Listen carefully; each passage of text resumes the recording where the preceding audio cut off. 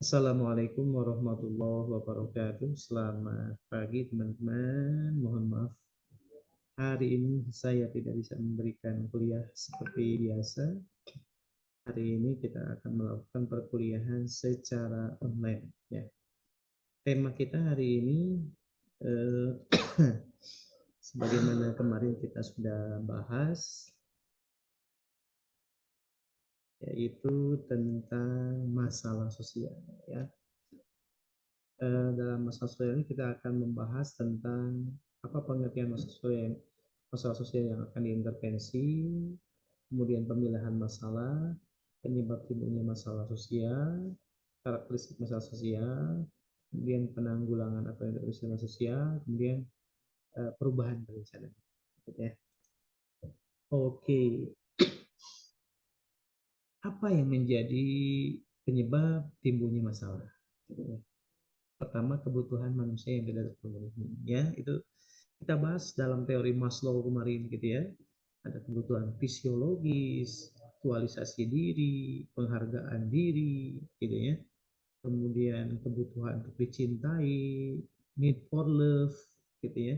Need for safe, kebutuhan untuk mendapatkan rasa aman, freedom from fear gitu ya. Nah, apabila kebutuhan-kebutuhan tersebut tidak terpenuhi, maka akan terjadi yang namanya masalah ya. Kemarin saja gitu ya, kita kekurangan misalkan minyak goreng gitu ya, akan jadi masalah gitu ya. Kekurangan pasokan cabai gitu ya, akan jadi masalah gitu ya. Tidak dicintai mungkin juga timbul masalah. Nah, kemudian ada rasa frustasi yang tidak ada penyelesaiannya, itu Alia Bhatt ya dalam filmnya itu kita sudah tonton kan. Kemudian ketidakmampuan seorang untuk menyesuaikan dengan lingkungannya juga gitu ya, itu akan jadi masalah. Terakhir, keterbelakangan pendidikan. Oke. Menurut Compton gitu ya, masalah itu adalah persoalan yang tidak ada pemecahannya gitu ya. Kalau misalkan menurut Hawking itu yang sulit ditangani, sulit dipahami gitu ya. Nah, kalau menurut Barker itu keadaan yang tidak terselesaikan gitu ya. Kita punya idealisme, ada nilai-nilai, ada deviansi nilai-nilai gitu ya. Misalkan kita inginnya A, kita ingin dapatnya 10, dapatnya 5, itu kan jadi masalah gitu ya. Ada kriminalitas, ketimpangan sosial, ada kaya dan miskin, kemiskinan merajalela, ada masalah keluarga, broken home gitu ya.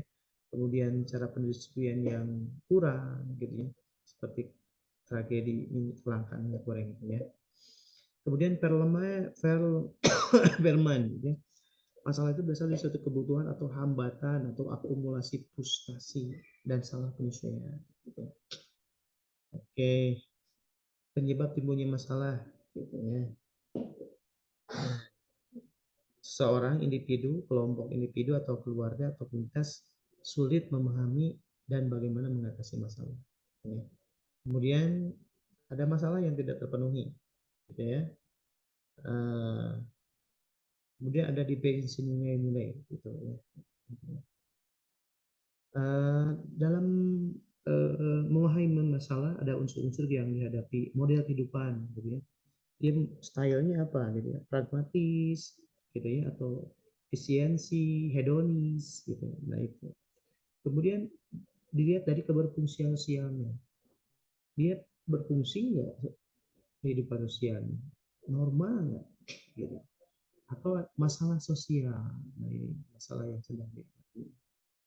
Kemudian dalam masalah itu ada berat ringannya, intensitasnya.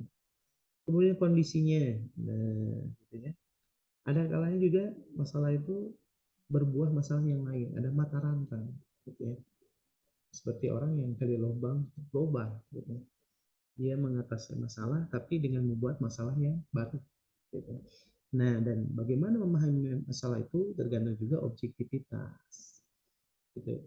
Jadi perspektif siapa dan perspektif siapa itu bisa mempengaruhi ya gitu ya.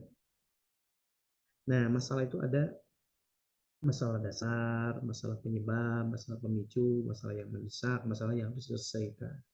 Masalah dasar itu masalah yang menjadi sumber timbulnya berbagai masalah itu pokoknya. Ya.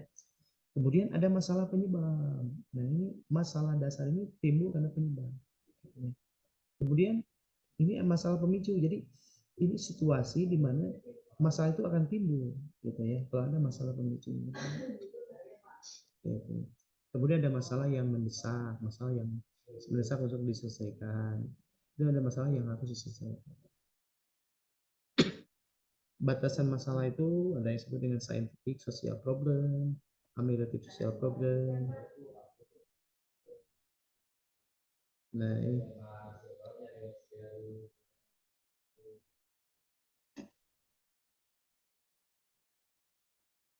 gitu, masalah sosial itu merata ya, baik rumah tangga, moral, politik, pendidikan, agama, kebiasaan, ekonomi. Eh, Masalah itu bisa kita lihat dari pertama ada simple ya, composite tendencies, composite penduduk, social disadvantage sosial, dan masalah itu bisa dikategorikan menurut ekonomis, dari sebab ekonomi, biologis, gitu ya, atau biopsikologis atau kebudayaan. Ya.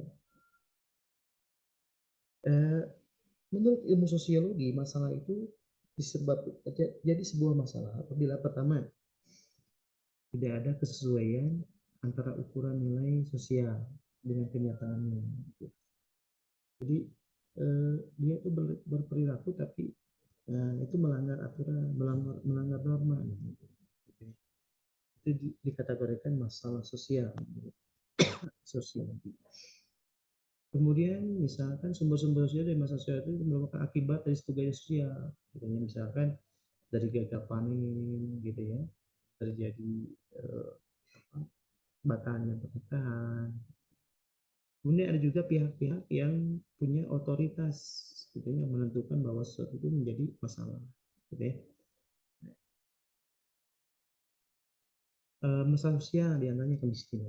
Ini masalah yang laten, ya, masalah yang kayaknya belum ada penyelesaiannya gitu ya. Buktinya setiap berganti pemimpin namanya kemiskinan, kejahatan tetap ada gitu ya. Masalah generasi muda, masalah perangan, masalah sosial lainnya gitu. Nah, pemecahan masalah sosial itu ada yang disebut preventif gitu ya. Itu artinya kita berusaha untuk mencegah terjadinya masalah-masalah sosial. Kalau represif itu ketika ada gejala kita mengatasinya.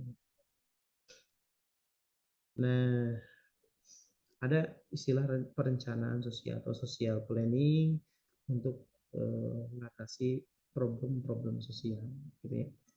Nah, ini mencakup sistem ekonomi, gitu ya, ada urbanisasi, gitu ya, dan sistem pengumpulan keterangan, analisis yang baik, juga ada usaha-usaha perencanaan, gitu ya. Oke, teman-teman, itulah barangkali apa yang kita bisa perbincangkan hari ini di mata kuliah masalah sosial ya, intervensi sosial. Oke, mohon maaf saya tidak bisa masuk hari ini. Silakan Anda setelah perkuliahan ini selesai, Anda bisa membuat tugas ya.